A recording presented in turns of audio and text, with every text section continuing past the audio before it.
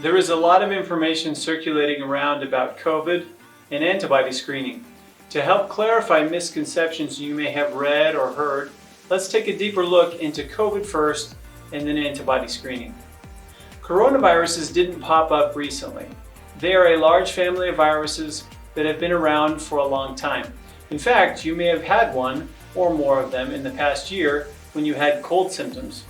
7 different strains of coronavirus can infect people. There are 4 that are common to us, giving symptoms of cold and even bronchitis. Antibody screening has been a hot topic recently. News reports are urging everyone to be tested to see if they have been exposed to COVID-19, which is a coronavirus. You may be asking yourself, what is an antibody and why should we be tested for it?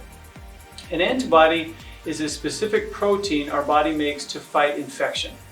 After you've had an infection or an immunization, you will have antibodies that will recognize that virus and help you fight it off in the future.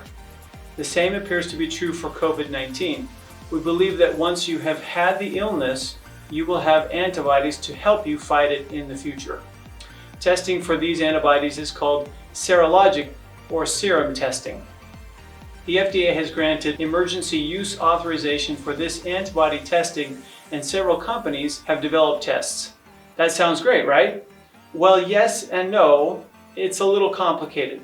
The first hurdle is that there are 2 main antibodies that your immune system uses to fight invaders. The first one, IgM, is created by the body within hours to days of the body recognizing an invader, or in this case a virus. It is used to fight off your first or immediate exposure.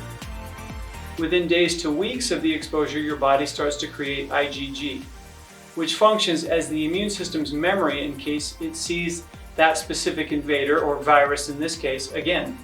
Doctors in the past have used the combination of these 2 antibodies to determine where in the course of a disease you are and whether your body is responding appropriately.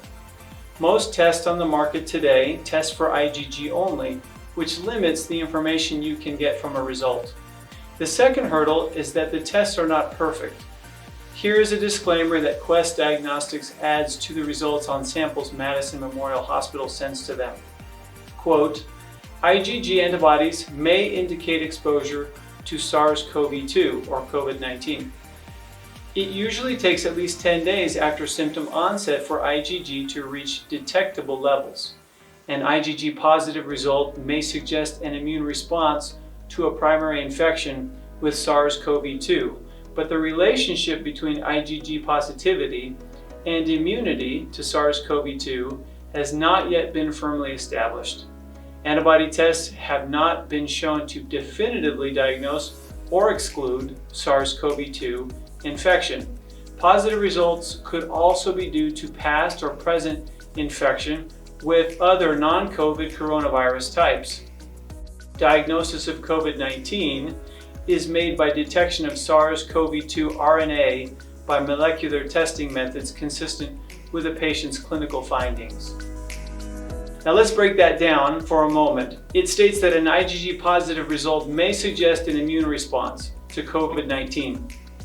However, there has not been enough time to study the virus to determine whether the antibody provides complete immunity or only partial immunity, like in the other coronaviruses or influenza. The disclaimer goes on to add positive results could also be due to past or present infection to other strains of coronavirus, including those that cause the common cold. So what does that mean for you? It means that if you get a positive result back, it might be a true positive, meaning you've had COVID-19, or it might be a false positive, meaning you had another coronavirus recently that gave you antibodies similar to the COVID-19 antibody. Madison Memorial Hospital is currently sending COVID-19 IgG testing to Quest Diagnostics. The IgG test they run has a specificity of approximately 99%. This is good, but in a population with low numbers of COVID like Rexburg, the positive predictive value of the test is only 77%, which means that if your test comes back positive for IgG, there's actually a 33% chance that you are still not protected from COVID. It's very important to us that we are not falsely reassuring anyone. Also, when they compared the results of this test to nasal swab PCR tests, there was a 10% discrepancy. This means that 10% of those who tested positive for COVID by PCR had a negative IgG test. This doesn't necessarily mean the patient didn't have COVID. Rather, this may just mean that they did not yet produce enough IgG to be detected. So what does all of this mean for you? It means that antibody testing for COVID-19 can't completely reassure you that you will be immune to it in the future. This is why current COVID-19 IgG tests recommend follow-up with molecular testing to confirm a diagnosis of COVID-19. Here at Madison Memorial, we want to focus on high-quality results that make a difference in your life at the lowest cost possible to you. To this end, our goal is to bring testing that has some meaning to you and your provider, thus making the price that you pay for it worth it. Our primary goal is to obtain accurate PCR tests first so that we can quickly diagnose patients with current COVID-19 disease. As with most labs in our area, we have found it difficult, if not impossible, to get access to PCR test kits that can be used on our analyzers. Over time, our goal will be to bring reliable IgG and IgM testing to achieve maximum confidence that you have been exposed and that you have immunity to COVID. We know that the scientists are working hard to achieve the level of accuracy that will help us with this testing.